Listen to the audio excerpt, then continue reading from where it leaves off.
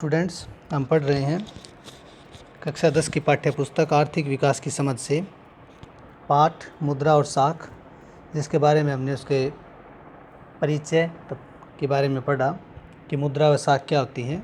मुद्रा एक ऐसा माध्यम जो उत्पादक और उपभोक्ता के बीच में कड़ी का कार्य करता है, मुद्रा कहलाता है। साख ऋण। इसके साथ साथ हमने औपचारिक साख तथा अनौपचारिक साख के बारे में पढ़ा कि औपचारिक साख जो है वो किस प्रकार से कर्जदाता के लिए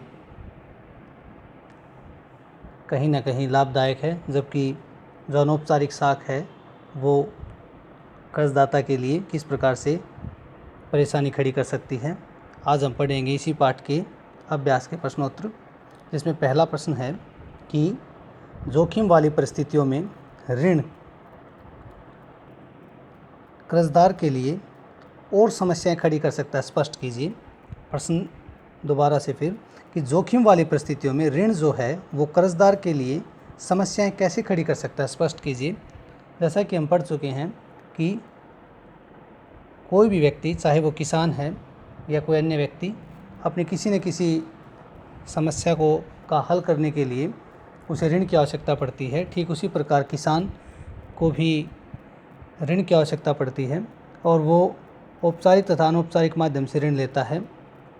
परंतु जब कभी प्राकृतिक आपदा की वजह से जब उसकी फसल नष्ट हो जाती है, तब उसके लिए परेशानी खड़ी हो जाती है। वह लिया हुआ ऋण जो है उसको अदा नहीं कर पाता। इस परिस्थिति के अंदर उसको अनेक समस्याओं का सामना करना पड़ सकता है।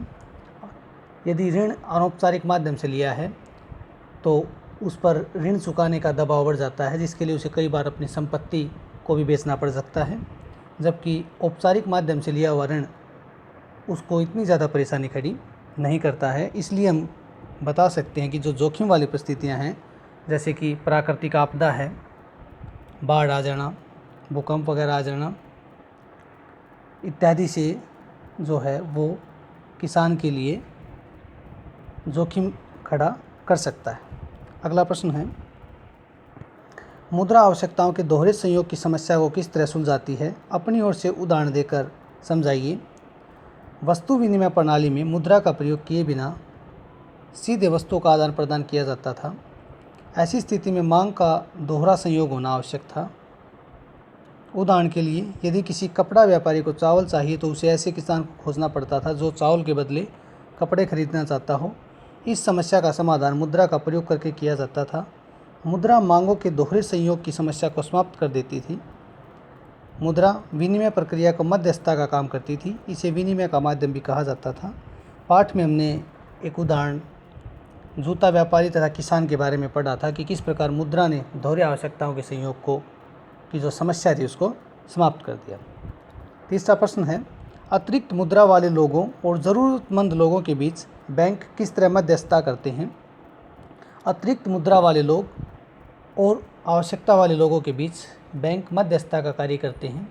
जैसे कि किसी व्यक्ति के पास यदि अतिरिक्त मुद्रा है, यदि धन है, तो वह उस धन को बैंक में जमा करवाता है, बदले में बैंक उसे ब्याज देता है।